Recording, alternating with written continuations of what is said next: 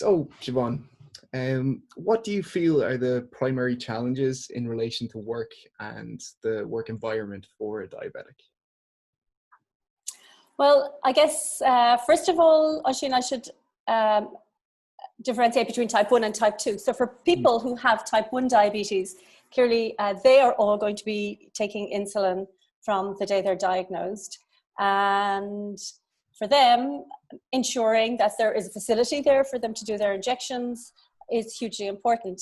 Now, that said, close on 1/3 of people, and that's growing actually more and more, of people with type 2 diabetes are requiring insulin injections also. So they will equally fall into that category.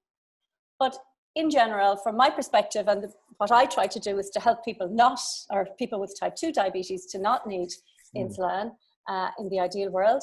And I guess consistency and schedules and regular hours, etc., are the things that come up all the time when you look at diabetes. And so in the ideal world, for people who work a 9-to-5 job, it's really important, of course, that not only do they have that sort of consistency, but also that they have access to decent food, that they can get some fresh air at lunchtime, that it's not frowned upon, that there's no expectation to eat a quick lunch at your desk and keep working. So I think it is important that people can get out for a walk during the day, do some movement. So they're sort of the really basic things. And that's, like I said, the ideal world. And it's far easier for somebody in work to manage their diabetes or to keep themselves really well if they have the luxury of that sort of easy 9-to-5, able to go out at lunchtime, good access to decent food, etc. But the majority of people, we have to acknowledge, don't have that. I guess now a lot of people are working from home. Their hours are changing. You know, while they mightn't be spending so much time at commuting, a lot of people are spending longer on screens, longer times working into the evening. And for a lot of people at this stage, the feedback I'm getting is that routine is really going by the wayside. And even, when the weather isn't so good, getting themselves out for exercise in the day. So that can be a challenge too. And of course, when we're at home, we have access to the fridge and to more food. So that's another challenge in the context of staying healthy. But I think the one thing, and the one really large group that we have to talk about here, are those people who work shift work. So a huge amount of our frontline workers, a lot of people in the public service indeed, so obviously everyone that works in the hospitals, domestic staff, physiotherapists, nurses, doctors, and admin staff, etc. Drivers, we have bus drivers, taxi drivers, truck drivers who are bringing all that food to our shelves. The list goes on there. Obviously, there are so many people, a lot of people who work in manufacturing who are working shift work. And really, when I heard last week that Pennies are talking about opening 24-hour, the first thing that came into my mind was, here we go, more shift work. And that is really detrimental, is a big word to use with respect to diabetes or managing blood sugar, but it makes it so much more challenging. And the reality is that people who work shift work are, there's many studies showing that they may be at a 40% increased risk of diabetes or anything, or 30 to 60 are kind of the numbers that tend to come out. So so therefore, and then of course you have shift work, but also if you have regular shift work, so you always work days, for instance, versus those who maybe work rotating shift work, or those who work permanent nights.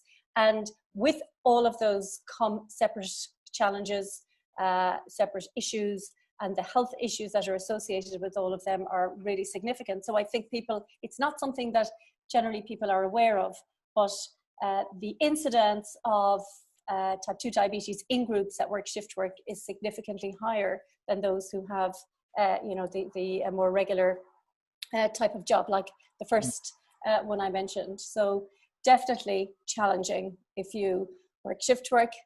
You don't have easy access to daylight even, as I mentioned earlier, which is huge in terms of your circadian rhythm, and it really does play into your metabolism, how we metabolize fat, and also remember that sleep has a huge impact on how we store fat. So if we don't have good, consistent, regular quality sleep, both our hunger hormones and our satiety hormone, or the hormone that tells us enough, we're full, is dysregulated, and our fat storage also. So it is true that people who don't sleep enough, or people who don't sleep well, or people who don't have consistent sleep are at a higher risk of insulin resistance and of increasing their fat. So there's a huge amount around the workplace, and all of the studies, or a lot of studies I should say, that are done with respect to occupation and type 2 diabetes and the work environment are really showing that the workplace is the optimum place in terms of identifying the at-risk groups, and it also is the optimum place to address it, which I think is something we do need to bear in mind. Yeah. So with that in mind, and I suppose maybe with a particular focus on people who are working shift work, what can employers do to better support their employees who are fighting diabetes? Well, I think actually, interestingly, we did some research here at the Diabetes Department. We did some research recently. We've done 2 lots of research, one with Trinity College, with a number of HR and occupational health managers in various companies, and another survey with over 1,000 actually drivers, most of whom work shift work. And the feedback that we're getting from HR and from the companies in general is that diabetes is not something that's really on the radar. So everyone knows about it.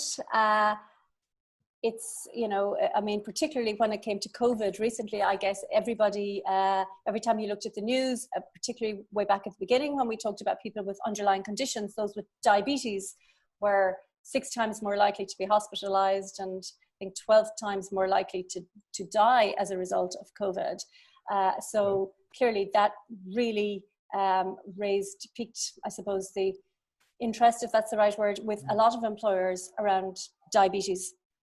The general consensus is that we all know it's there, but we're not so sure what to do about it.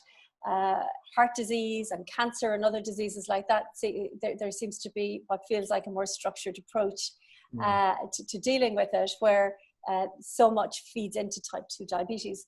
So I think from that perspective, immediately I would say that employers really need to start taking this seriously, and need to I guess acknowledge the issue, and as organizations, even particularly for those who would employ a lot of at-risk or high-risk employees, like those working shift work, or those in highly stressful jobs, or those in very sedentary jobs, that they need to put a plan in place, because as one of the occupational health doctors indeed in the research said, this is a train coming at us, and we need to be ready for it, because we're not, and it's going to have a really negative impact on how our business is done, and on the bottom line, because sick days or absenteeism is significantly higher in people with type 2 diabetes, particularly those that it's not controlled, or it's not, that the people aren't well, or those with diabetes aren't so well.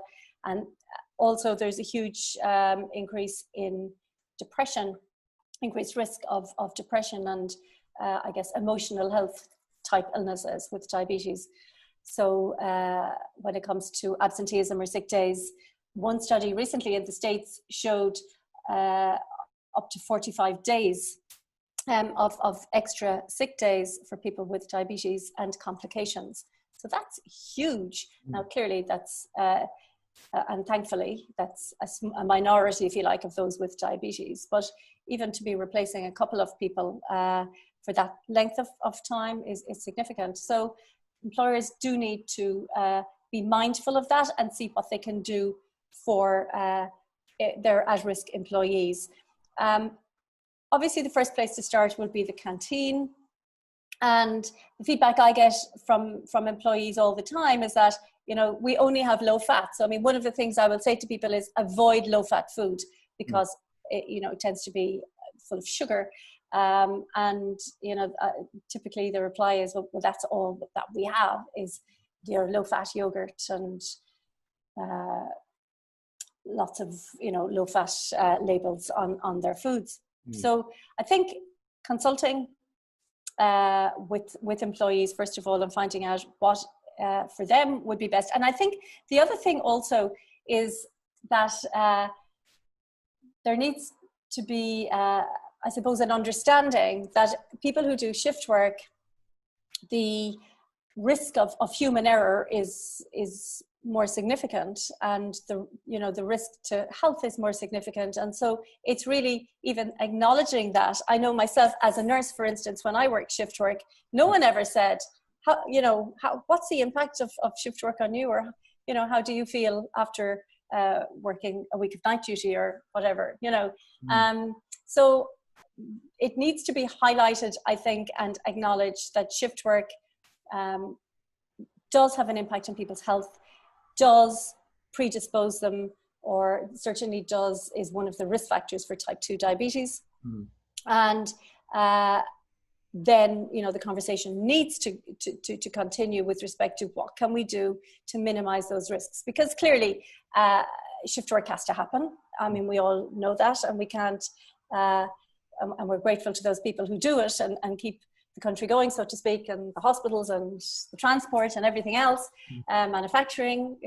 But it's really about trying to compensate in some way for those health issues that a lot of people may have, ensuring that they do have access to good food, that they have access to good hydration. I mean, it sounds really simple, hydration, but what a lot of people do is they drink coffee to keep themselves going all night, which really isn't ideal, because that impacts them in other ways. But interestingly, one of the things that I heard from drivers was, you know, oh, I don't drink because then I don't have anywhere to use a bathroom. And here now in COVID, especially, because a lot of the public toilets, a lot of restaurants, etc., are closed, simple things like that really do impact on people's health. So we need to look at the big picture. I think we need to make sure that people have decent breaks, that in the turnaround of shifts, you know, that and the other thing actually, which is really interesting, is that, you know, you can do a shift, but then you have to drive home. So a lot of people have a long drive home. They're not safe on the roads. There's a huge, I would say they're not safe. They're at higher risk again. And like I said earlier, human error and fatigue is really underestimated, I guess. So all of these things, yeah, it's to my mind, it's something that that isn't being talked about enough, isn't being acknowledged enough by employers, and a lot of employees are suffering as a result with a lot of illnesses, including diabetes. And why do you think that is, that diabetes seems to kind of fly under the radar like that when it is a disease that affects so many people? Yeah. I think it hasn't been given enough attention.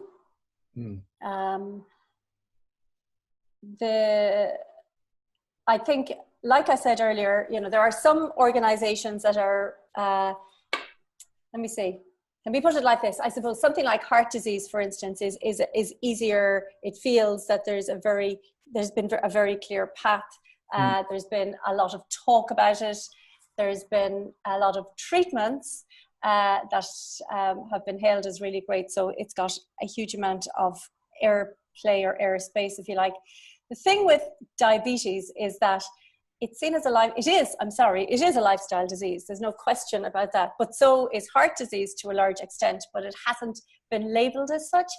Type 2 diabetes traditionally was regarded as something, you know, people who don't look after themselves, people who are overweight, people who eat fast food all the time, you know, associated with the sort of couch potato type of person who just doesn't care for themselves. But Mm. and so therefore it was, well, those people really disregard their health. And nothing could be further from the truth, because none of us want to be sick. Everyone does their best and everyone tries to be healthy.